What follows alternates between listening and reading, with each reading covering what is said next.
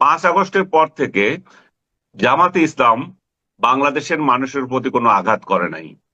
যারা পরাজিত হুম। শক্তি তাদেরকে আঘাত করেছে, বাট আপনি যদি সেটা বিএনপির সাথে তুলনা করেন, 90 আর 10, বিএনপি 90% করছে, ওরা 10% করছেন। বিএনপি 90% চুরি দাঁড়ি বাটপারি দখলদারিতে ছিল, জামাতকে আপনি ধরলে 10% দিতে পারেন।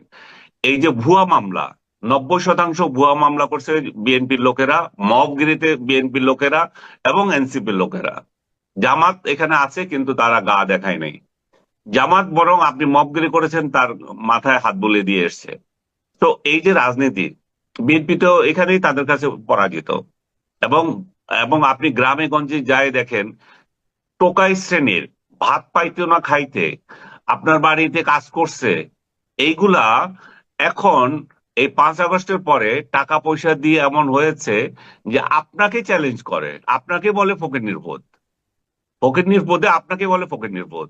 This is the culture of BNP, এবং তারা এটা প্রতিষ্ঠা করেছে 5 আগস্টের পর থেকে।